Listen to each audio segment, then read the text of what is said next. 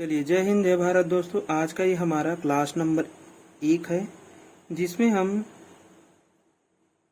गणित को पढ़ने वाले हैं। देखिए, गणित में हम क्या पढ़ने वाले हैं, तो गणित में जो एसएससी है, सीजी व्यापम है, रेलवे है, टेट है, टीचर एग्जाम है, इन सभी में आते हैं वो सभी गणित हम पढ़ने वाले हैं। तो हम क्या क्या पढ़ने वाले हैं, तो सबसे पहले हम पढ़ने वाले हैं नंबर सिस्टम को। ठीक है, सबसे पहले हम क्या पढ़ने वाले हैं, नंबर सिस्टम को। फिर हम पढ़ेंगे एलसीएम एचसीएफ, फिर हम डेसिमल फ्रैक्शन पढ़ेंगे, फिर हम लोग इंडाइसेस एंड सर्ट्स पढ़ेंगे, फिर रूट एंड क्यूब रूट पढ़ेंगे, फिर सिंप्लीफिकेशन पढ़ेंगे, रेशियो प्रपोर्शन पढ़ेंगे, ठीक है, पार्टनरशिप पढ़ेंगे, टाइम एंड वर्क पढ़ेंगे, time and work and distance पढ़ेंगे, ठीक है, पाइप एंड क्रिश्चियन पढ़ेंगे, माने सिस्टम पढ़ेंगे, कंपाउंड प्रपोर्शन पढ़ेंगे, ठीक है, जिसे हम मिश्र समानुपात कहते हैं, परसेंटेज पढ़ेंगे, profit and loss, discount, CISI, time and work, ठीक, टाइम एंड डिस्टेंस पढ़ेंगे, ट्रेन पढ़ेंगे, बॉट एंड स्ट्रीम पढ़ेंगे, फिर हम लोग एज, एवरेज, एलिगेशन, फिर हम पढ़ेंगे क्षेत्रफल, आयतन और बीजगणित के बारे में हम लोग पढ़ने वाले हैं। ठीक है, इसमें हम कुछ एडिशनल भी पढ़ने वाले हैं, जैसे कि हम लोग ट्रिग्नोमेट्री हो गया, है ना, और जो एग्जाम में आते हैं। ठीक है, तो ट्रिग्नोमेट्री इसमें पूछ लिया जाता है ना, ट्रिग्नोमेट्री इसमें भी पूछ लिया जाता है, इसमें भी पूछ लिया जाता है, इसमें भी पूछा जाता है। ठीक है, तो ट्रिग्नोमेट्री भी हम लोग पढ़ेंगे, और हम लोग पढ़ने वाले हैं एक और है प्रायिकता भी पढ़ लेंगे। ठीक है, चलिए, तो आज का ये हमारा पहला क्लास है, जिसमें हम पढ़ने वाले हैं नंबर सिस्टम के बारे में। ठीक है, सबसे पहले हम क्या पढ़ने वाले हैं, नंबर सिस्टम।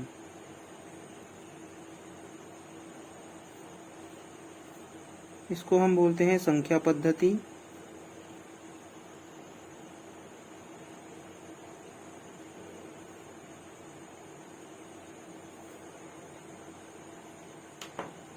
देखिए, तो सबसे पहले हम संख्या पद्धति के बारे में, ठीक है, तो हम सबसे पहले क्या जानेंगे, संख्या के बारे में, है ना, संख्या के बारे में जानेंगे। फिर हम क्या जानेंगे, संख्या पद्धति होता क्या है। तो देखिए, संख्या क्या है, जो हम लोग आम तौर पर देखते हैं ना, जैसे कि जोड़ है, घटाव है, इस सभी में यूज करने वाले जो भी नंबर्स हैं, उसी को हम क्या कहते हैं, संख्या कहते हैं। या फिर गिनती की जो नंबर्स हैं, उसी को हम क्या कहते हैं, संख्या कहते हैं। तो उन सभी का जो जमावट है, जो जिसको हम एक व्यवस्थित रूप में लिखते हैं, वो क्या कहलाती है, हमारी पद्धति कहलाती है। ठीक है, तो संख्याओं को जिस रूप में हम क्रम से हम जमा कर रखते हैं, वो क्या कहलाती है, संख्या पद्धति कहलाती है।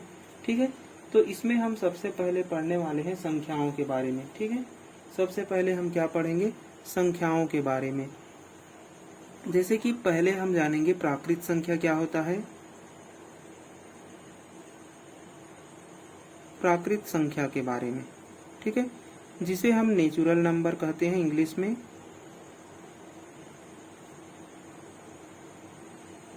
ठीक है, देखिए, प्राकृत संख्या हम किसे कहेंगे, तो गिनती की संख्या को हम क्या कहते हैं, प्राकृत संख्या कहते हैं। जैसे कि 1 2 3, यानी कि 1 से लेकर के स्टार्ट होती है और कहाँ तक चलती है, अनंत तक चलती है, यानी कि पता नहीं है कि वो कहाँ तक चलेगी। ठीक है, तो ये सभी संख्याएं क्या कहलाएगी, हमारी प्राकृत संख्याएं कहलाएगी। अब इसी संख्या में यदि हम आगे में 0 जोड़ देते हैं, ठीक है, तो वो क्या कहलाती है, पूर्ण संख्या कहलाती है। अब क्या बन जाएगी, ये पूर्ण संख्या बन जाएगी। तो पूर्ण संख्या किसे कहेंगे, तो 0 से लेकर के गिनती की संख्या। ठीक है, पूर्ण संख्या, देखिए, जिसे हम इंग्लिश में कहते हैं होल नंबर। होल नंबर क्या होता है, तो होल नंबर में हम 0 को भी शामिल कर लेते हैं, और गिनती की संख्या में, है ना, गिनती की संख्या में किसको शामिल करते हैं, 0 को हम शामिल करते हैं, तो वो कहलाती है पूर्ण संख्या कहलाती है। ठीक है, अब देखिए, अब तीसरा क्या होगा, तो तीसरा देखिए, हम 0 को तो शामिल कर लिए, 0 1 2 3, लेकिन इधर भी तो अंक आते हैं, जो -1 है, -2 है, -3 है, इधर भी चलते जाता है ना। तो उस सभी नंबर को हम क्या कहते हैं, तो ये सभी नंबर कहलाते हैं पूर्णांक संख्याएं। ठीक है, जिसे हम इंटीजर्स नंबर कहते हैं। ठीक है, तो देखिए, हम इसी नंबर में, है ना, अब क्या करने वाले हैं, तीसरा हमारी आएगी पूर्णांक संख्या।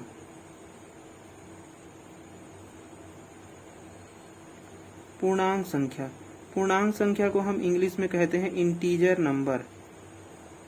ठीक है, इंटीजर नंबर क्या होता है, जैसे कि 0 से लेकर के, है ना, उसके धनात्मक पक्ष यानी कि 1 2 से लेकर के अनंत चलने वाले, और उसके ऋणात्मक पक्ष यानी कि ऋणात्मक पक्ष भी शामिल हो जाते हैं।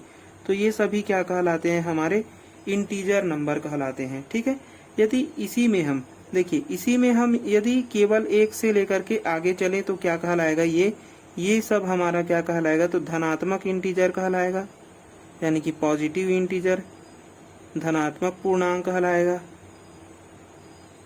और -1 से लेकर यदि हम पीछे चलते हैं तो ये क्या कहलाएगा, हमारा ऋणात्मक पूर्णांक कहलाएगा। ठीक है, ये क्या कहलाएगा हमारा, तो ऋणात्मक पूर्णांक कहलाने वाला है। ठीक है, और जीरो क्या होता है, तो जीरो न तो पूर्णांक संख्या है और न ही क्या है, पूर्ण रूप से वो न तो ये धनात्मक है और न ही ऋणात्मक संख्या है। ठीक है, चलिए अब हम देखेंगे, अब देखिए, अब हम देखने वाले हैं सम संख्या के बारे में। सम संख्या होता क्या है, विषम संख्या होता क्या है। तो देखिए सम संख्या, देखिए सम संख्या जिसे हम इवन नंबर्स कहते हैं, इवन नंबर। सम संख्या क्या होता है, तो यानी कि जो 2 या 2 4 6 डेश यानी कि ऐसे नंबर्स जो 2 से पूर्णतः क्या हो जाते हैं, विभाजित हो जाते हैं, उन नंबरों को हम क्या कहते हैं, सम संख्या कहते हैं। ठीक है, किससे, 2 से विभाज्य संख्या है ये, 2 से विभाज्य। ठीक है, 2 से विभाज्य संख्या को ही हम क्या कहते हैं, सम संख्या कहते हैं। अगर 2 से विभाजित नहीं होगा तो उसे हम क्या कहेंगे, तो उसे हम विषम संख्या कहते हैं। ठीक है, अगर कोई नंबर जो है वह 2 से विभाजित नहीं हो रहा है तो उसको हम क्या कहेंगे, विषम संख्या कहेंगे। ठीक है, विषम संख्या, विषम संख्या को हम ऑड नंबर कहते हैं इंग्लिश में। ठीक है, तो विषम संख्या क्या है, तो 2 से विभाजित न होने वाले नंबर, यानी कि ये क्या होगा, 2 से विभाजित नहीं होगा, 2 से विभाजित नहीं होगा। ठीक है, तो 2 से विभाजित नहीं होगा, ऐसे नंबर्स को हम क्या कहेंगे, तो विषम संख्या कहेंगे। और ये कौन कौन से नंबर होते हैं, तो 1 हो गया, 3 हो गया, 5 हो गया, 7 हो गया, है ना, तो ये सभी क्या कहलाएंगे, ऑड नंबर्स कहलाएंगे, विषम संख्या कहलाएगी। चलिए अब हम देखेंगे भाज्य संख्या। अब एक आता है हमारा भाज्य संख्या।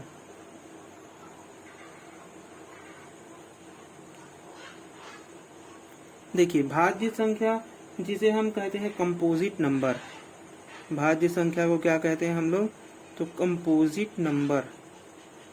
कंपोजिट नंबर क्या होता है, तो ऐसी संख्या है ना, जो संख्याएं क्या हो, स्वयं से और, यानी कि भाज्य संख्या क्या होती है, स्वयं से पूरी तरीके से कट जाती है, यानी कि स्वयं से और केवल 1 से।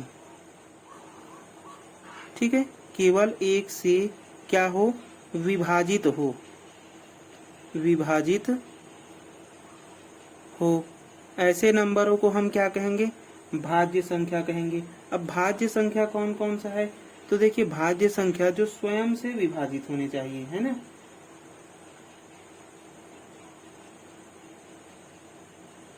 सॉरी यहाँ पर स्वयं और केवल 1 से, है ना, तो इसको हम क्या कहेंगे, भाज्य नहीं कहेंगे, इसको हम क्या कहेंगे, अभाज्य कहेंगे। ठीक है, इसको हम क्या कहेंगे, अभाज्य कहेंगे, इसको हम कहते हैं प्राइम नंबर। ठीक है, इसको हम क्या कहते हैं, प्राइम नंबर कहते हैं। ठीक है, मिस्टेक हो गया था। चलिए तो देखिए अभाज्य संख्या क्या होता है, प्राइम नंबर हम किसे कहेंगे, जो स्वयं और केवल 1 से विभाजित हो, यानी कि खुद से जाए और 1 से जाए। यानी कि देखिए संसार में कोई भी नंबर ले लेंगे वो 1 से विभाज्य होता ही है ना, और खुद से भी ऐसे नंबर विभाज्य हो रहे हैं तो उन नंबरों को हम क्या कहेंगे, प्राइम नंबर कहेंगे, उसी को हम अभाज्य संख्या कहते हैं हिंदी में। ठीक है, तो देखिए अभाज्य संख्या कौन कौन सी है, तो 2 3 5 7, ठीक है, 11 13 17 19, 23, 29, ठीक है। ऐसे हम 100 तक के अभाज्य संख्याओं को हम लिख लेंगे, ठीक है। 100 तक के अभाज्य संख्याओं को लिखने का तात्पर्य है क्योंकि हमें जो आगे हम लोग जो भी टाइप के क्वेश्चन बनाने वाले हैं ना, तो उनमें जो है वह सबसे ज्यादा यूज इसी का होता है, अभाज्य संख्याओं का, ठीक है। तो देखिए यहाँ पास एक सम है, यहाँ पर बाकी सभी क्या है, विषम संख्या है। मतलब कि सम अभाज्य संख्या कितनी होती है, तो एक होती है, ठीक है। तो 2 एकलौता एक सम अभाज्य संख्या है, ठीक है। 2 केवल यहाँ पर सम अभाज्य संख्या है, बाकी सभी क्या है, विषम अभाज्य संख्या है। इसलिए 2 क्या है, एक विशेष परिस्थिति बन जाती है, सीधे एग्जाम में भी पूछ लिए जाते हैं, है ना, कि 2 जो है सबसे छोटी सम अभाज्य संख्या अगर पूछेगा तो कौन है, हमारा 2 है। और सबसे छोटी विषम अभाज्य संख्या पूछेगा तो 3 है, ठीक है। चलिए अब हम देख लिए अभाज्य संख्या को। अब हम देखेंगे भाज्य संख्या, जिसे हम कंपोजिट नंबर कहते हैं, ठीक है। अब देखिए यहाँ पर स्वयं और 1 से अभाज्य संख्या हो रहा है, तो अब स्वयं और 1 को छोड़कर बाकी सभी नंबर से अगर वो विभाजित हो रहा है तो उसको हम क्या कहेंगे, यानी कि ऐसे नंबर जो क्या होने चाहिए, जो स्वयं है ना, स्वयं तथा 1 के अतिरिक्त अन्य किसी भी नंबर से अगर विभाजित और हो जाता है ना, स्वयं से तो होता ही है और 1 से भी हो जाता है और तीसरे से भी हो जाता है, यानी कि इन दोनों को छोड़कर यदि तीसरे नंबर से हो जाएगा तो ऐसे नंबरों को हम क्या कहेंगे, भाज्य संख्या कहेंगे, ठीक है। कैसे नंबरों को हम भाज्य संख्या कह रहे हैं, भाज्य संख्या, ठीक है, जिसे हम कंपोजिट नंबर कहते हैं। चलिए कंपोजिट नंबर क्या होगा, तो देखो जो किससे किससे भाग होना चाहिए, ऐसे नंबर जो है वह स्वयं से होने चाहिए, 1 से भी भाजित हो जाना चाहिए और किसी तीसरे से भी होना चाहिए, है ना। किसी अन्य से अगर हो रहा है, किसी अन्य से भी अगर विभाजित हो रहा है, मतलब कि ये किससे विभाजित होता है, तो स्वयं से होता है, 1 से होता है और किसी अन्य से होता है, तो ऐसे नंबरों को हम क्या कहेंगे, भाज्य संख्या कहेंगे। और भाज्य संख्या कौन कौन सा है, जैसे कि 4 है, 4 को हम किससे भाग दे सकते हैं, तो 1 से दे सकते हैं, है ना, 2 से दे सकते हैं और स्वयं 4 से भी दे सकते हैं। तो 2 क्या आ गया, अन्य में आ गया, 4 खुद से जाएगा तो स्वयं से आ गया और 1 से तो जाएगा ही, यानी कि 3 से हो गया। तो हम 4 को क्या कहते हैं, भाज्य संख्या कहते हैं और 4 हमारी सबसे छोटी भाज्य संख्या है, ठीक है। फिर 8 हो गया, है ना। ऐसे ही बहुत सारे आप नंबर ले सकते हैं, 6 हो गया, 9 हो गया, 15 हो गया, है ना। ये सभी क्या कहलाएंगे, हमारे भाज्य संख्या कहलाएंगे। ऐसे नंबर जो स्वयं से, 1 से और किसी अन्य से भी अगर विभाजित हो रहा है, स्वयं से तो होगा ही होगा और 1 से भी होगा और किसी अन्य से हो रहा है तो हम उसको क्या कहेंगे, भाज्य कहेंगे। और केवल स्वयं और 1 से हो रहा है तो उसको हम क्या कहेंगे, अभाज्य संख्या कहेंगे, ठीक है। चलिए अब हम आगे देखते हैं सह अभाज्य संख्या। हमने क्या देखा, अभाज्य, फिर भाज्य, अब देखेंगे सह अभाज्य संख्या। चलिए देखिए अब हम देखेंगे सह अभाज्य संख्या। क्या देखने वाले हैं, सह अभाज्य संख्या। देखिए सह अभाज्य संख्या को हम कहते हैं को प्राइम फैक्टर, को प्राइम नंबर, ठीक है। तो को प्राइम नंबर क्या कहलाएगा, देखिए को प्राइम नंबर यानी कि सह अभाज्य संख्या। सह मतलब कि कम से कम 2 होने चाहिए। तो मान लो कि कोई 2 नंबर है ए और बी, ठीक है, और इन दोनों का यदि हमने HCF निकाला, हाईएस्ट कॉमन फैक्टर, ठीक है, तो वो कितना होना चाहिए, 1 होना चाहिए। यानी कि इन दोनों का जो HCF है वो केवल कितना निकलना चाहिए, 1 निकलना चाहिए। जैसे कि 2 और 3 है तो 2 जो है वह, देखिए दोनों नंबर को हम किससे भाग दे सकते हैं पूरे तरीके से, तो 1 से दे सकते हैं 2 को और 1 से इसको भी दे सकते हैं। और किसी से दे सकते हैं क्या, ऐसे नंबर और मिलेंगे क्या जिससे हम इन दोनों को कटा सकते हैं, तो नहीं मिलेगा। तो ऐसे नंबरों को हम क्या कहेंगे, हम लोग सह अभाज्य संख्या कहेंगे। इसी प्रकार यदि हम कोई और नंबर ले लेते हैं, जैसे कि 3 और 4 हो गया, तो 3 को मैं 3 से दे सकता हूँ, 1 से दे सकता हूँ, और 4 को मैं दे सकता हूँ 1 से, 2 से और 4 से दे सकता हूँ। लेकिन दोनों में क्या क्या, देखो 3 को मैंने किससे दिया, 1 से और 3 से दे लिया, और इसको मैं किससे भाग दे सकता हूँ, तो 1 से दे सकता हूँ, 2 से देख सकता हूँ और स्वयं 4 से देख सकता हूँ। तो केवल एक ही है जो कि दोनों में क्या है, कॉमन है।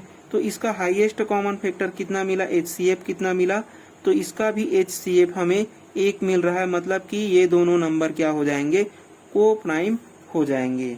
ठीक है, चलिए, तो ये था हमारा सहअभाज्य संख्या। अब हम देखेंगे परिमेय संख्या के बारे में। ठीक है, जिससे आप सभी परिचित होंगे परिमेय संख्या होता क्या है। तो देखिए, परिमेय संख्या, परिमेय संख्या को हम कहते हैं रेशनल नंबर।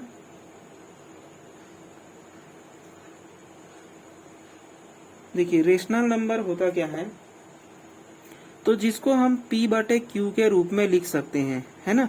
ऐसे नंबर जिसे हम P/Q के रूप में यदि लिख रहे हैं तो उन नंबरों को हम क्या कहेंगे, रेशनल नंबर कहेंगे, R कहेंगे। ठीक है, क्या कहने वाले हैं, रेशनल नंबर R कहेंगे। लेकिन Q जो है वह 0 के बराबर नहीं होना चाहिए। अगर ये 0 हो जाएगा तो ये जो है वह अपरिभाषित हो जाएगा, यानी कि यह जो है वह 0 से नहीं कटेगा, अनंत हो जाता है ना, तो अपरिभाषित हो जाएगा। तो यानी कि ऐसे नंबर जिनको हम P/Q के रूप में लिखते हैं वो क्या कहलाते हैं, हमारा परिमेय संख्या कहलाता है। तो परिमेय संख्या देखो, जैसे कि हम 1/2 लिख लेते हैं, 3/2 लिख लेते हैं, 5/4 लिख लेते हैं, 7/2 लिख लेते हैं, है ना। तो ये सभी क्या कहलाएंगे, परिमेय संख्या कहलाएंगे। जैसे कि √4, यानी कि जिसका अंडर रूट से फैक्टर निकल जाता है ना, वो सभी क्या हो जाएंगे, हमारे परिमेय संख्या हो जाएंगे। ठीक है, यानी कि 4 जो है वह, देखो 4 जो है वह 2 से निकल रहा है, तो 2 को हम क्या लिख सकते हैं, 2/1 लिख सकते हैं। 25 5 से निकलेगा तो 25 5/1 लिख सकते हैं। यानी कि किसी भी संख्या का हम बटा 1 कर सकते हैं, है ना। तो ये वो सभी नंबर्स जो है वह क्या हो जाएंगे, परिमेय नंबर तो है। देखिए, स्वयं में एक नेचुरल नंबर भी है और परिमेय संख्या भी बन जाता है ना। तो देखिए, परिमेय नंबर क्या है, जिसे हम P/Q के रूप में लिख सकते हैं, वो सभी नंबर क्या कहलाते हैं, परिमेय संख्या कहलाते हैं। अब इसी में आता है अपरिमेय संख्या। क्या आएगा, अपरिमेय संख्या, जिसे हम इर्रेशनल नंबर कहते हैं, इर्रेशनल। ठीक है, तो देखिए इर्रेशनल नंबर क्या है, ऐसे नंबर जिसे हम P/Q के रूप में नहीं लिख सकते, यानी कि इर्रेशनल नंबर क्या कहलाएगा, ऐसे नंबर जिसे हम P/Q के रूप में नहीं लिख पाते हैं, वो सभी नंबर क्या कहलाते हैं, इर्रेशनल नंबर कहलाते हैं। अब ये कौन कौन से नंबर है, तो देखिए पाई, देखिए पाई का जो मान है 22/7, वो तो इसमें आ जाएगा, है ना। पाई का मान जो 22/7 है वो तो एक परिमेय संख्या है, किंतु पाई का जो मान ये है, पाई केवल हम जो पाई लिखते हैं वो किस में आता है, तो अपरिमेय संख्या में आता है। ठीक है, और दूसरा ई के रूप में देखिए एक नंबर आता है ना, फिजिक्स में भी रहता है, इसमें भी रहता है। ठीक है, तो ये भी क्या होता है, हमारा अपरिमेय संख्या होता है। और ऐसे नंबर जो रूट के अंदर में ही रह जाते हैं, यानी कि रूट से बाहर नहीं निकल पाते, उन नंबरों को हम क्या कहते हैं, अपरिमेय संख्या कहते हैं।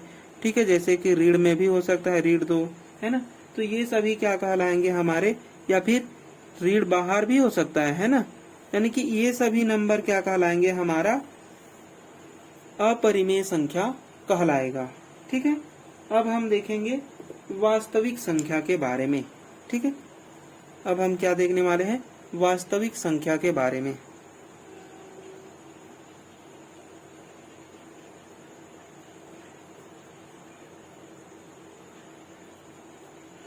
चलिए, वास्तविक संख्या जिसे हम रियल नंबर कहते हैं।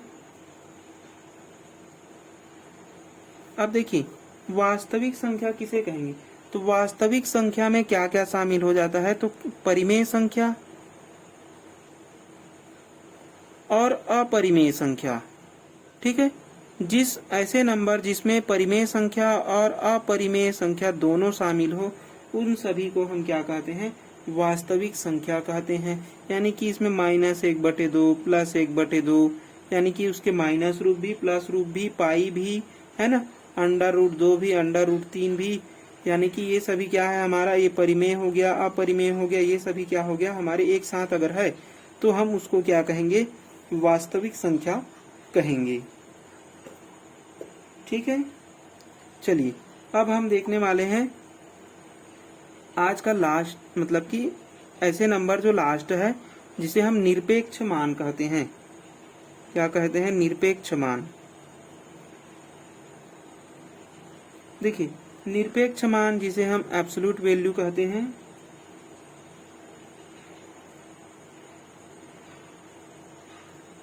अब ये क्या होता है, तो निरपेक्ष मान हमेशा क्या होता है, धनात्मक रूप में होता है। यानी कि निरपेक्ष मान कैसा होता है, हमेशा, है ना, कैसा होता है, ये धनात्मक होता है।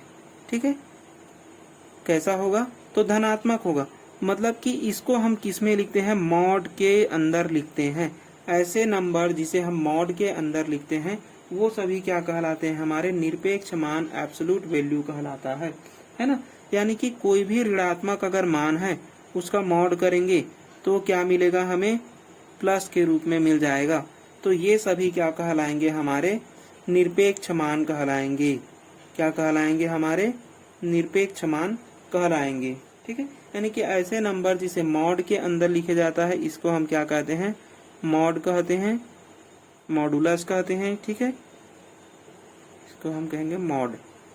ठीक है, तो निरपेक्ष मान क्या है, जो हमेशा धनात्मक मान देता है, ऐसे मान को हम क्या कहते हैं, निरपेक्ष मान कहते हैं। ठीक है, तो ये था हमारा नंबर्स के बारे में। ठीक है, इन नंबर्स को आप लोगों को जानना बहुत जरूरी है क्योंकि प्रश्न में ही ऐसे पूछे जाते हैं, है ना। प्रश्न ऐसा बन जाता है क्योंकि हमें इन सब से परिचित होना आवश्यक है। ठीक है, अगर इससे हम परिचित नहीं हैं तो हमारा जो नंबर सिस्टम है वो क्या हो जाएगा, नहीं बन पाएगा। ठीक है, कहीं कहीं पर ऐसे लैंग्वेज आ जाते हैं जहाँ पर हमें अगर बेसिक नहीं पता है ना, बेसिक अगर हम संख्या के मान के बारे में नहीं जानते, हम संख्या के बारे में नहीं जानते हैं तो हमें उसको बनाने में क्या हो जाएगी, दिक्कत हो जाएगी। हम पुनः फिर इसको हमें क्या करना पड़ेगा, पढ़ना पड़ेगा। इसलिए क्या है, इसको हम अच्छे से याद कर लेना ताकि आने वाले जो प्रश्न होंगे उसमें हमें क्या होने चाहिए, कठिनाई नहीं होनी चाहिए। ठीक है, चलिए अब इन सब से कुछ हमें महत्वपूर्ण रिजल्ट प्राप्त होते हैं। यानी कि इन जो हमने संख्याओं के बारे में पढ़ा है ना, तो उन संख्याओं को जब हम पढ़ते हैं तो हमें क्या होता है, कुछ महत्वपूर्ण रिजल्ट मिलते हैं जिसको हमें डायरेक्ट याद करना चाहिए, है ना। अब डायरेक्ट क्यों याद करना चाहिए, हम उसको निकाल भी तो सकते हैं ना, तो निकाल सकते हैं, लेकिन हमारे पास एग्जाम में जो टाइम है ना, एग्जाम में जो टाइम होता है वो क्या होता है, फिक्स होता है ना। तो टाइम तो हमें बचाना है और टाइम बचाने के लिए क्या करते हैं हम लोग, उस नंबर्स, उस जो महत्वपूर्ण रिजल्ट होते हैं उन सबको हम क्या करते हैं, याद कर लेते हैं। ठीक है, तो उन सबको याद करना पड़ेगा ताकि आप जो है वह कैलकुलेशन जल्दी कर पाए एग्जाम में। इसलिए चलिए हम देखते हैं जो हमारे इम्पोर्टेंट रिजल्ट क्या क्या है उसको। चलिए तो देखिए सबसे पहले हम देखने वाले हैं एक रिजल्ट जिसको हम कहते हैं एक, है ना।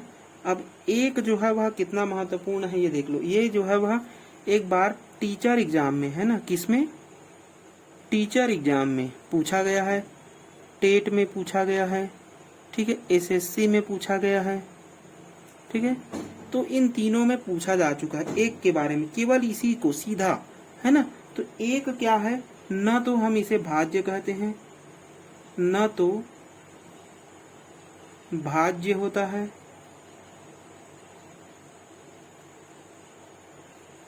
और न ही क्या होता है, अभाज्य होता है।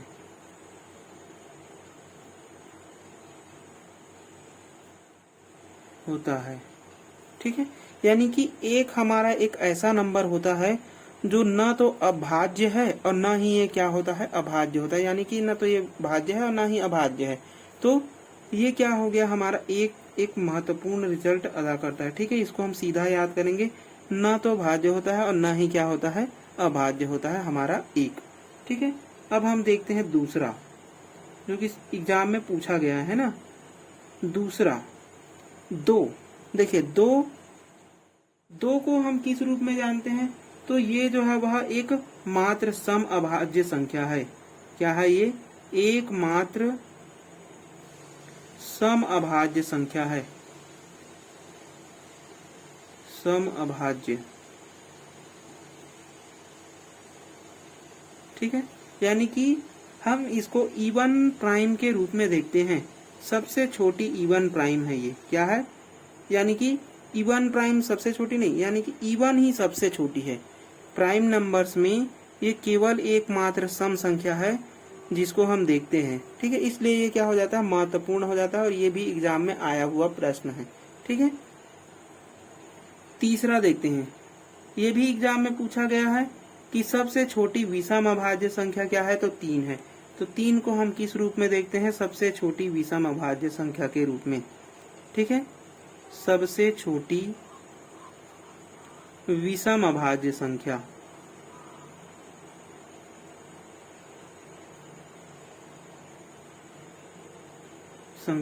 ठीक है।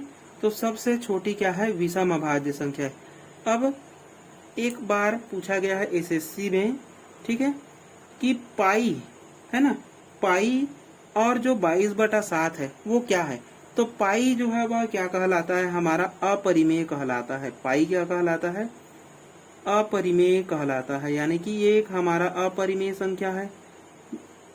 कैसा है, इरेशनल नंबर है। जबकि जो हमारा 22/7 है ना, जो 22/7 है उसको देखो हमने 22/7 और इसको हम क्या कहते हैं, p/q के रूप में लिख लिया। इसी को हम क्या कहते हैं, परिमेय संख्या कहते हैं। यानी कि जो 22 जो पाई का मान है 22/7 है ना, रिजल्ट जो प्राप्त होता है ये तो हमारा अपरिमेय होता है, लेकिन ये क्या होता है, हमारा परिमेय संख्या के रूप में रहता है, ठीक है। चलिए अब देखते हैं हम लोग अगला रिजल्ट 4 के बारे में, ठीक है।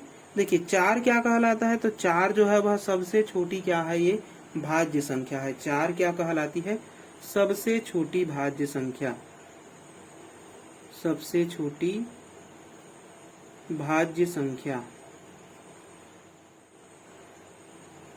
सबसे छोटी क्या है, भाज्य संख्या है, ठीक है।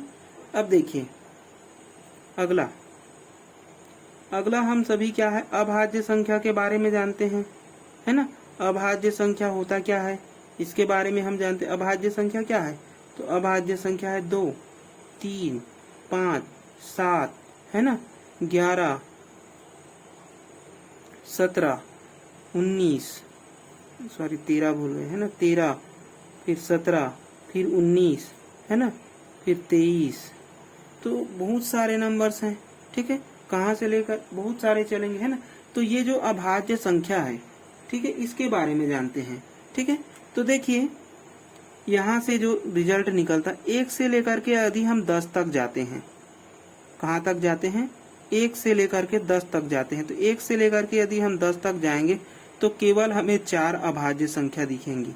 तो 1 से लेकर के 10 तक में कितने अभाज्य संख्या है, ये सीधा एग्जाम में पूछा जाता है। तो इस चीज को हमें ना लिखते हुए सीधा हम क्या देंगे, आंसर देंगे 4, ठीक है। तो 1 से लेकर के 10 तक में कितनी अभाज्य संख्या है पूछेगा, तो क्या बताएंगे हम लोग, 4, ठीक है। अब इसी को हम और आगे बढ़ाते हैं, तो 1 से लेकर के 25 तक, ठीक है, 1 से लेकर के 25 तक जाएंगे। तो देखिए 1 से लेकर के 25 के 20 तक लिखा गया है ना, 24 जो है वह कट जाता है, 25 भी कट जाता है। तो यहाँ से 4, 5, 6, 7, 8, 9, यानी कि 1 से लेकर के 25 तक जाएंगे तो कितना मिलेगा हमें, 9 अभाज्य संख्या मिलेगा, ठीक है। इसी प्रकार यदि हम 1 से लेकर के यदि 50 तक जाते हैं, कहाँ तक जाते हैं, 50 तक जाते हैं, तो हम 1 से लेकर के 50 तक जाएंगे तो कितने मिलेंगे हमें, तो 15 अभाज्य संख्या मिलेगा। कितना अभाज्य संख्या मिलेगा, तो 15 अभाज्य संख्या प्राप्त होगा, ठीक है। अब हम चलते हैं 1 से लेकर के 100 तक, 1 से लेकर के कहाँ तक चलेंगे, 100 तक चलेंगे। तो 1 से लेकर के 100 तक के बीच में कितने अभाज्य संख्या है, तो इसको याद रखेंगे, 25 अभाज्य संख्या होता है, ठीक है। कितना अभाज्य संख्या होता है, 25 अभाज्य संख्या होता है। चलिए देखिए तो हमने अभाज्य संख्या निकाल लिए है ना। 1 से लेकर के 10 तक देखे तो 4 मिला, 1 से लेकर के 25 तक देखा तो 9 मिला, 1 से 50 देखे तो 15 मिला, 1 से 100 देखे तो कितना मिल गया, 25 मिल गया। यदि यहीं से पूछा जाए 10 से लेकर के 25 के बीच में कितना है बोलेगा तो 4 को हम घटा देंगे तो कितना मिल जाएगा, 5 मिल जाएगा, है ना। अगर यहाँ से पूछ लिया जाए 25 से 50 के बीच में कितना है तो 9 को 15 से घटाएंगे तो 25 और 50 के बीच में मिल जाएगा, है ना।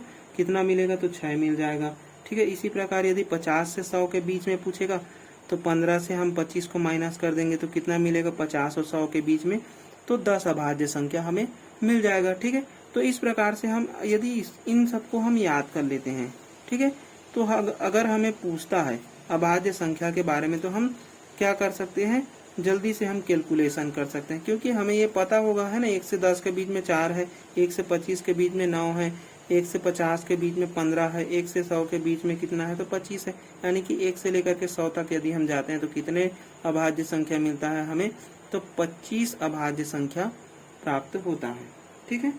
चलिए अब हम देखते हैं संख्या के बारे में और देखते हैं ना, जो कि हमारे एग्जाम के लिए क्या होंगे, सीधे इम्पोर्टेंट रहते हैं, जिसको हमें सीधे तौर पर याद करना चाहिए, ठीक है। तो देखिए एक अंक वाली, है ना, एक अंकों वाली सबसे बड़ी नंबर, सबसे बड़ी संख्या। तो देखिए एक अंकों की सबसे छोटी संख्या तो क्या है, 1 को ले लेते हैं, है ना। लेकिन एक अंकों की सबसे बड़ी संख्या पूछेगा तो कौन है, तो 9 है। 9 के बाद में क्या आ जाता है, 10। 10 क्या हो जाता है, तो 2 अंकों की सबसे छोटी संख्या, ठीक है। तो यहीं से हम लिख लेते हैं 2 अंकों की सबसे छोटी संख्या, 2 अंकों की सबसे छोटी संख्या। तो 2 अंकों की सबसे छोटी संख्या क्या मिला हमें, 10 मिल गया, है ना। 9 से जाएंगे तो 10 मिलेगा और 10 2 अंक से शुरू हो जाता है ना। तो 2 अंकों की सबसे छोटी संख्या क्या हो गया हमारे पास, 10 हो गया, ठीक है। अब 2 अंकों की सबसे छोटी संख्या है तो 2 अंकों की सबसे बड़ी भी संख्या होगी। तो देखिए 2 अंकों की सबसे बड़ी संख्या क्या है, ठीक है, इसको आगे लिख लेंगे। तो 2 अंकों की सबसे बड़ी संख्या अगर पूछेगा तो क्या मिलेगा हमें, 99 मिलेगा, है ना। 99 के बाद में जाएंगे तो 3 अंक वाले नंबर आ जाएंगे। तो हमें 3 अंक का अगर पूछेगा तो क्या मिल जाएगा, तो 3 अंकों की सबसे छोटी संख्या, सबसे छोटी संख्या। देखिए 3 अंकों की सबसे छोटी संख्या क्या है, तो 3 अंकों की सबसे छोटी संख्या 100 है ना। तो यहाँ से क्या हो जाता है, हम जो नंबर जिसको हम ढूंढना चाहते हैं ना, तो यहाँ से सबसे छोटी संख्या या सबसे बड़ी संख्या वाला जब प्रश्न आता है ना, तो ये सभी बेसिक जो है उसको हमें जानना जरूरी है, ठीक है। अब देखो इसी में यदि पूछ लिया जाए, ठीक है, तो एक देखिए हमने क्या देखा, 1 अंकों वाली सबसे बड़ी संख्या देखा, लेकिन 1 अंकों वाली सबसे अगर छोटी संख्या पूछ लेगा तो क्या है, तो छोटी संख्या केवल क्या होता है हमारा 1 होता है, ठीक है, ना कि 0। 0 नहीं लिखना, 0 कोई संख्या नहीं होता है। चलिए अब देखिए इसी तरह से हम आगे बढ़ सकते हैं ना, हमें जितना भी नंबर्स का चाहिए हम उसको आगे बढ़ते बढ़ते हम निकाल सकते हैं, ठीक है। अब ये पूछ लिया जाता है कि 1 अंकों की जो संख्या है वो कुल कितनी है। तो 1 अंकों की कुल संख्या अगर पूछेगा तो हम यहीं पर देख लेते हैं। 1 अंकों की यदि कुल संख्या पूछा, क्या पूछ लिया जाए, 1 अंकों की कुल कितनी संख्याएं होती है। तो 1 अंक से हमने 1 से स्टार्ट किया और 9 तक पहुंचा, तो कितने नंबर्स हैं, 9 नंबर्स हैं।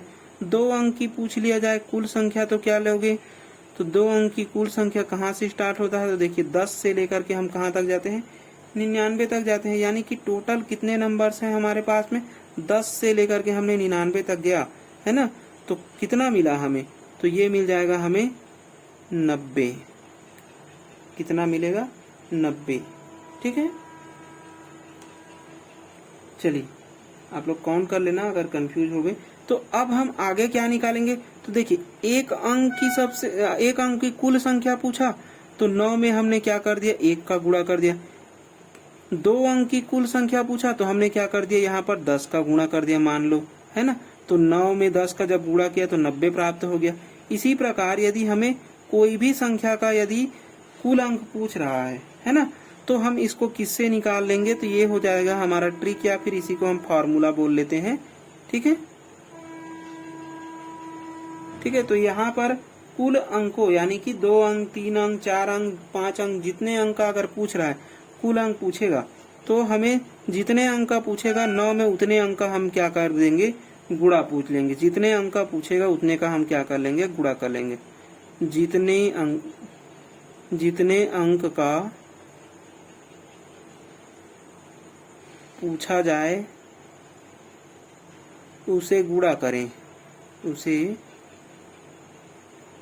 गुणा करें। ठीक है, और कैसे रूप में करें, तो दहाई के रूप में, दहाई, सैकड़ा, हजार, है ना। जैसे 3 अंक के लिए पूछा जाए तो 3 अंक के लिए अगर पूछ रहा है तो हम क्या निकालेंगे, 9 में हम 3 का गुणा नहीं करेंगे, हम 3 का नहीं करने वाले, हम क्या करेंगे, 100 का करेंगे। यानी कि जितने अंक का पूछा जाए उसे गुणा करना है। कैसे, तो 10, है ना, 1 का किया, फिर 10 का किया, फिर किसका करेंगे, 100 का करेंगे, फिर 1000 का करेंगे, फिर ऐसे ही हम लोग क्या बढ़ेंगे, आगे बढ़ते जाएंगे और उसमें क्या कर देंगे, गुणा कर देंगे। ठीक है, अगर 3 अंक का पूछेगा तो कितना मिला, हमें 900 मिला। ऐसे ही 4 अंक का पूछेगा तो कितना मिलेगा, हमें 9000 मिल जाएगा। तो इस प्रकार से हमें क्या मिल जाएगा, हमें उसका अंक मिल जाएगा। ठीक है, यानी कि हम किस चीज का गुणा कर रहे हैं, पोजीशन का, है ना। तो 2 अंक का पूछा यानी कि दहाई है, 3 अंक का पूछा यानी कि सैकड़ा है, 4 अंक का पूछ रहा है तो क्या है, हजारवा वाला है, 5 अंक का पूछता है तो 10,000वां वाला है। ठीक है, तो इस प्रकार से हम उसके किसका गुणा कर रहे हैं, उसके स्थान का गुणा कर रहे हैं, पोजीशन का हम गुणा करके क्या निकाल लेते हैं, संख्या के कुल अंक को हम ज्ञात कर लेते हैं। ठीक है, चलिए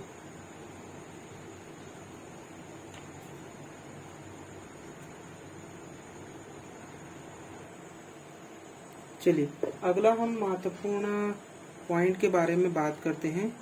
तो देखिए, कोई भी अंक हो, यानी कि कोई भी 2 अंकों की संख्या है, जैसे कि हमने मान लिया 23 है। अगर 23 को 23 23 23 अगर मैं 3 बार लिख देता हूँ, है ना, तो 23 23 23 को यदि मैं 3 बार लिख दिया तो ये किससे विभाज्य होगा, तो ये जो है वह विभाज्य होगा, किससे विभाज्य होगा, तो ये जो है वह 2 नंबर से विभाजित होता है। एक तो 37 से विभाज्य होगा, ठीक है, और दूसरा यही होगा 10101 से। ठीक है, ये नंबर जो है वह किससे विभाज्य होगा, 10101 से, या फिर ये संख्या जो है वह किससे विभाजित होगा, 37 से विभाज्य रहेगा। यानी कि ऐसे कोई भी नंबर्स है जो 2 नंबर्स का है, जैसे कि हम 23 ले लिए, कोई भी नंबर ले सकते हो, है ना, 23 जरूरी नहीं है, आप 25 ले सकते हो, तो 25 अगर लिख रहे हो तो ये किससे विभाज्य होगा, 37 से, या फिर हमारा 10,101 से।